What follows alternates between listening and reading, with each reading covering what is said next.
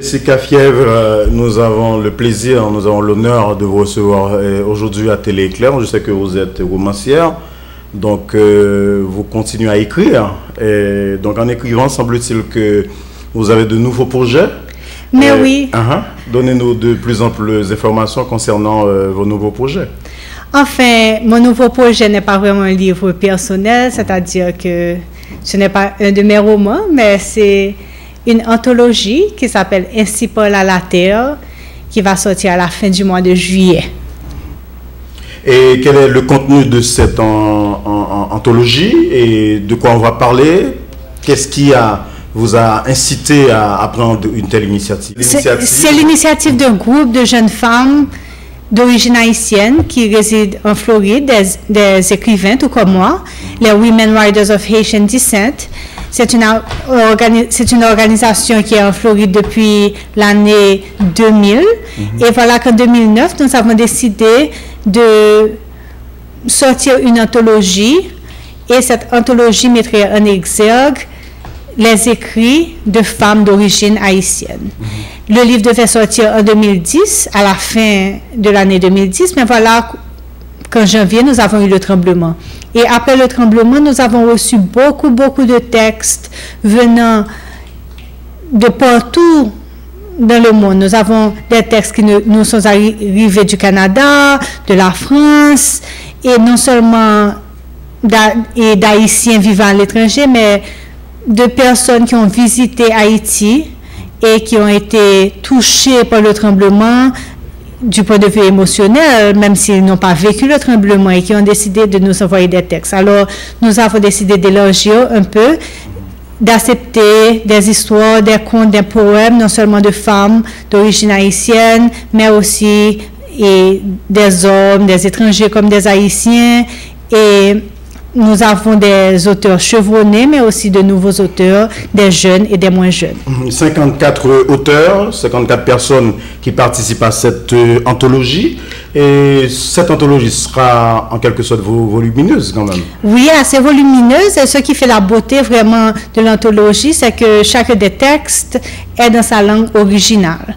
Il n'y a pas de traduction et pourtant il y a assez de textes dans chacune des sections pour satisfaire le lecteur qui acquiert le livre. Nous avons une section en créole, une section en français, une section en anglais. Nous avons parmi les auteurs qui écrivent en français et en créole, nous avons Margaret Papillon, Émilie Prophète, nous avons Elsie Surena, en créole Leila Larac, et Chilea Marcelin. Et pour la section en anglais, nous avons des noms assez connus comme ça, comme Edwidge Dantica, Marilyn Phipps Ketterwell, qui est assez connue aux États-Unis. Nous avons Cathy Clarench, qui en fait n'aime pas trop que je dis que c'est une étrangère parce qu'elle se considère une fille adoptive d'Haïti. Elle fait le va-et-vient et tout le temps.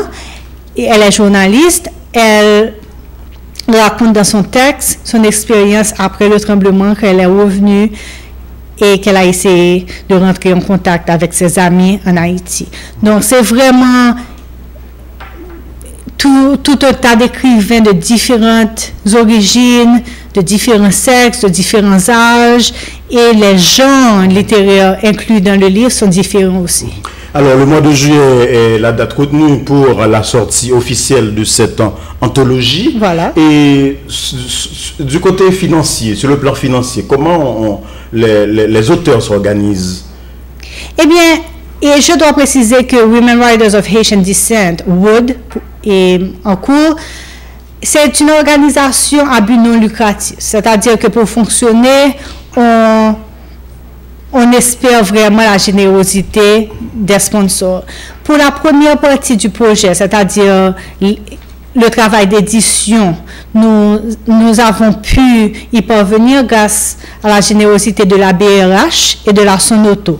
Ce travail, qu'est-ce qu'il est? En fait, on choisit les textes et moi je suis l'éditrice en chef, c'est-à-dire que et je lis le texte et j'utilise ce qu'on appelle la méthode socratique.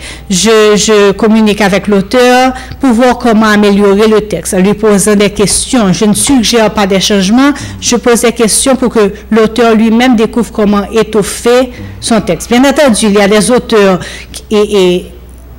chevronnés, comme j'ai dit, qui sont même plus qualifiés que moi, avec qui je n'ai pas eu ces entretiens. Par exemple, Émile Prophète, Margaret Papillon, ça, ce sont des grands. Mais il y a de jeunes auteurs ou des auteurs qui écrivent depuis longtemps, mais qui n'ont jamais vraiment eu cet aspect technique où quelqu'un regarde leur texte et leur en parle et les pousse à réfléchir à la manière d'améliorer ce texte. Donc, et j'ai fait ce travail-là, mais ensuite, il y a ce qu'on appelle le copy editing. Quand un professionnel relit le texte pour s'assurer que rien ne m'a échappé.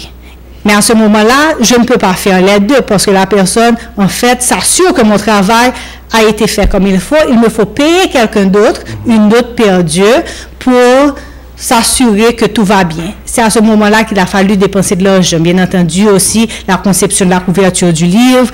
Tout ça a été rendu possible grâce à ces deux sponsors, la BRH et la Sonoto.